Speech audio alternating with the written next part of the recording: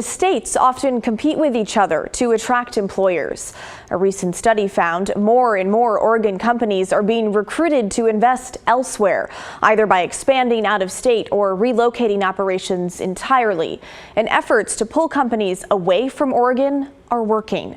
The University of Oregon's Institute for Policy Research and Engagement, or IPRE, sent surveys to hundreds of businesses across nearly every industry in the state. They received nearly 400 responses that they call usable. Nearly a quarter of those businesses reported being approached by out-of-state recruiting agencies. More than 60 of those businesses ended up moving, or at least expanding out of Oregon. Worth noting, though, that many said they were already considering relocating. Out of the total group, 61% of businesses expanded in the past 5 years. 32% expanded both in and out of Oregon. Now, in terms of dollar amounts, the IPRE's estimates that of nearly $4 billion of total private investment for recent expansion, up to $3 billion was spent outside of Oregon. Oregon's business climate right now is frustrating, it's stagnating, and it's sobering. And I really hope that we can read reports like this and glean some takeaways to help reverse that course. There is no reason why Oregon shouldn't be a growing, healthy, prosperous, and competitive place for businesses and workers. And we just need to take it seriously and focus on that as a shared goal. Angela Wilhelms is president and CEO of Oregon Business and Industry, or OBI. The group touts itself as the state's largest business advocacy group. They work with their more than 1,600 members who represent nearly every industry in the state. OBI also lobbies in Salem on behalf of businesses. Wilhelms was on the advisory committee overlooking this study. She said the results were alarming, but not surprising. She also says she wouldn't be surprised if the actual number of businesses considering moving was higher than what was reported in the study. Yeah, I think the report actually does a nice job of capturing a lot of what we're hearing as well in their framework around the push and pull factors. There are a lot of reasons to do business here if you're an Oregonian. We're proud of the state. We love it here. People might have family here. There might be reasons to be here. But absent some of those, businesses are facing an incredibly unpredictable and increasingly complex regulatory environment. And it's not just about what they're being asked to do, but how. It's the length it takes for processing permits, for example. It's that bureaucracy. It gets in the way. And when you're a small or medium-sized business, you don't have a big compliance department or HR department. We also, of course, hear about the growing tax burden. From 2019 to 2023 alone, the state's business tax burden, and that doesn't take into account the city of Portland or Multnomah County, the state's business tax burden grew by more than a third. And that's a substantial increase in tax obligations that you're asking businesses to pay, and you have people wondering what they're getting for it. Now, the report framed Oregon's situation into a 3-column list of factors that Wilhelms briefly touched on there. Anchor, what keeps businesses invested in Oregon? That could be access to raw materials or things like family ties or a company getting its start here. Push, these factors that may be pushing businesses out of the state, like strict regulations, high taxes, lack of skilled workforce, and social issues. And then there's pull, what's causing businesses to peel away from Oregon and look to other states. Examples would be things like tax breaks, workforce support, and a business-friendly climate. Now, Wilhelms believes the state is lagging when it comes to offering businesses incentives to start here. She also adds there may be too many push and pull factors and not enough anchors to convince them to invest their money here and stay. Whether that's ready and available land for growth within our framework of land use here, or whether that's incentives to help spur growth and innovation. We fall way behind other states when it comes to research and development tax credits, film and video tax credits, things like that, which some hear and think, oh, it's just a credit, a giveaway. That is not the case. These are incentives because they result in a return on investment and they bring more revenue in at the end of the day through income taxes, through good jobs, and then ultimately through those business taxes when business activity expands. So we're just not competing, and when we do nothing, we're falling behind because other states are aggressively adding these incentives and recruiting businesses. We fell several places. I think off the top of my head, we've fallen like 11 places in our competitiveness index nationally as a place to do business in just 2 years. Okay, so what does this all mean? Well, last December, the state's chief economist said Oregon is in a manufacturing recession due to job losses. Wilhelm said we're also seeing job losses in the transportation and financial services sectors, and we're not seeing any significant growth in industries like hospitality and construction. She says the state is lagging nationally in terms of job creation to an unsustainable degree. What all of that is going to lead to is less income tax revenue, less business tax revenue for local communities, for the state, et cetera.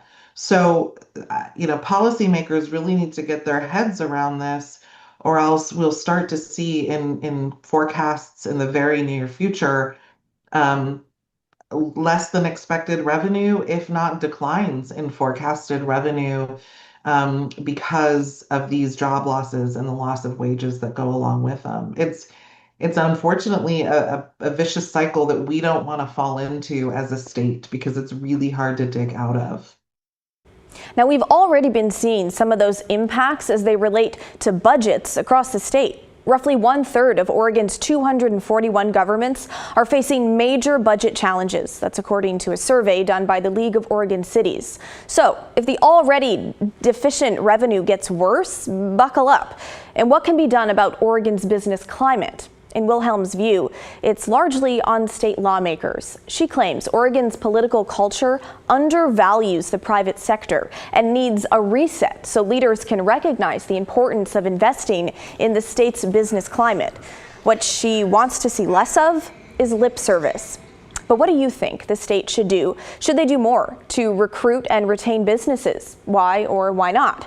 And how should they be going about doing it?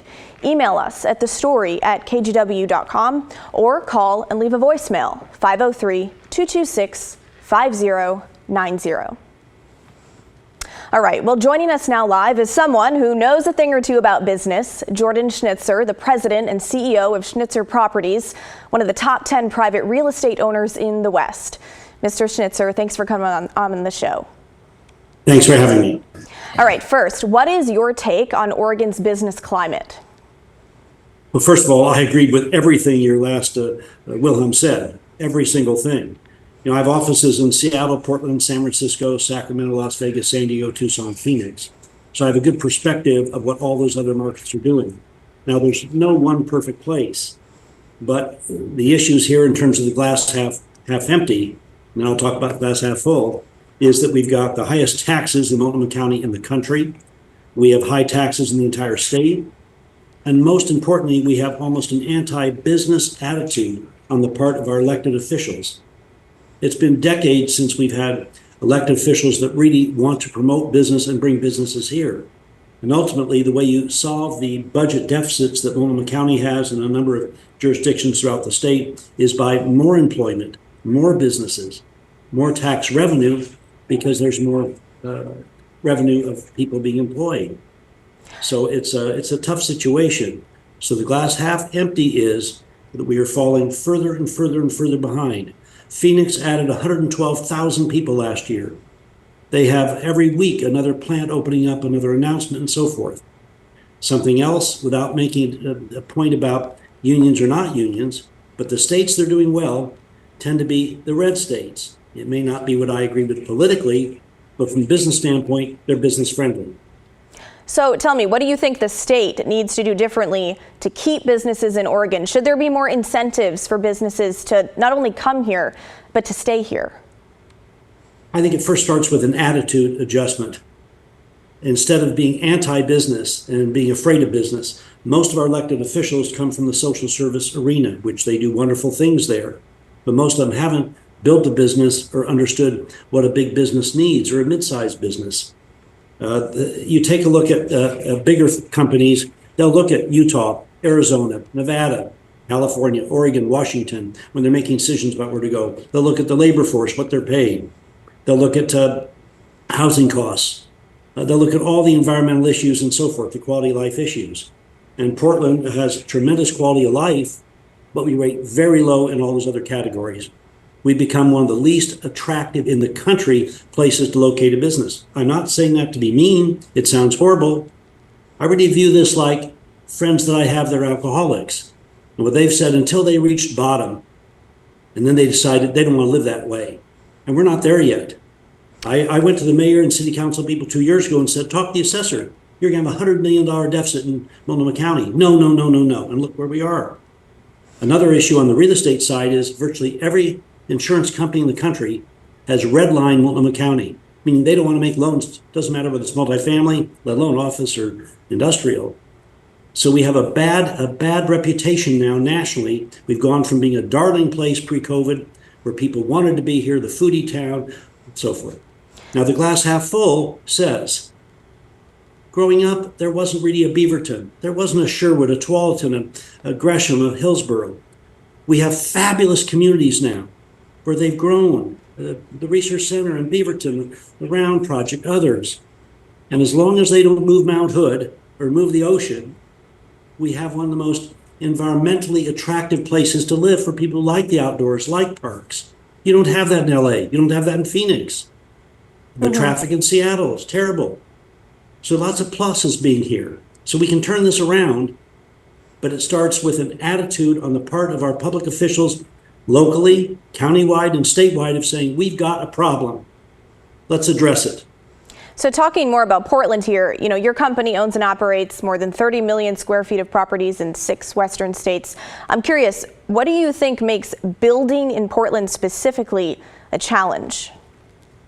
Well, people may complain about the planning process, but the Portland Planning Department isn't that much worse than many others. They're not really bad. The bigger issue right now is you need customer demand, whether it's a hotel and office building, a shopping center, a biotech, senior center, whatever. And right now we have I'd like to say a crisis in terms of how internally developers and owners look at the community and externally how others look at the Portland community. Portland's not going away. And this doesn't mean these other communities I mentioned that we're in don't have their issues too. San Diego has a $250 million deficit. San Francisco, $270 million. But the difference here between some of those, Tucson, for instance, has a group that was called Sun Corridor. Now it's the Southern Arizona Chamber of Commerce. They welcome businesses. The county chair, the mayor, the big businesses all work together to solicit businesses. Come to Tucson. If you ask any business person here when the last time any public official went to their business, whether it's a small business or big, and said, how can I help you? What do you need? What can we do for you? I think you'd find they'd all say it hadn't happened in years. So talking about housing in Portland, we know there's a big push from the governor and the mayor. They're pushing for 5,000 housing units to be built in about 3 years. Well, first, do you think that's an achievable goal? No. Why? Why? Because right now you're seeing apartment buildings in the Pearl District and in Portland in general selling per unit for less than the reproduction cost. In other words, you can buy apartments cheaper than it costs to build new ones. So until that changes, there's not much incentive or economic reality of building new projects. Second, they've talked about reducing some fees and so forth. But right now, until this budget deficit is solved, and we start seeing the tents go away again that seem to have increased the last 3 or 4 weeks, and until we get the funding sources, the banks and the insurance companies, they're the ones that loan the construction money and the permanent financing, to say Portland's a place where we want to invest our mortgage dollars, it's not going to happen. Right. I don't want to be mean, but I mean, call up some insurance companies, and they've all, in essence, redlined. We do hundreds of millions of dollars of financing a year in the ordinary course. So we work with all the lenders. And Portland's gotten a very bad reputation, and it's understandably why. Look at the images they've seen across the country. You make a good point. And talking about those fees, the mayor is proposing waiving the system development charges to try and entice developers in order to reach his 5,000 unit goal. You know, the city collects those charges to cover infrastructure improvement costs. We know some of them, they're pretty expensive, as much as $20,000 per unit. I mean, do you think this fee waiver will be enough to spur housing production? I think it's a step in the right direction. It's an admission that, hey, maybe our fees are a negative incentive on developers, but there are much bigger issues beyond the fees. Mm-hmm. So it's a good start. And I commend the mayor, the governor, and the others that are trying to be creative in saying, how do we help? But it's a bigger issue. That's like the frosting on the cake. We got to talk about the issues in the cake. So is there anything else? Is there anything else you think that the city could be doing to entice developers to build in Portland? Well, to build, you've got to have demand. So the question is, are people, in terms of the city of Portland, Multnomah County, are people coming to want to live there? And we've seen negative numbers last year. This year, we sort of broke even in 24 and 23, lost about 1,800 people. Again, the suburbs are doing really well. Multnomah County is not doing well. Rents are going down a bit. Office is a disaster. I think you'll see in the next 2 years, many landlords just giving back buildings to the city. We have 46 million feet of office. We need about 18 million. There's not been one new business tenant from outside the community coming downtown Portland in 2 years. Not one. There have been some wonderful downtown businesses like Pat Becker. He went from 9,000 to 15,000 feet. Tonkin, Torp, and Galen went from 41 to 61,000. There are existing businesses that are expanding, and thank gosh for them.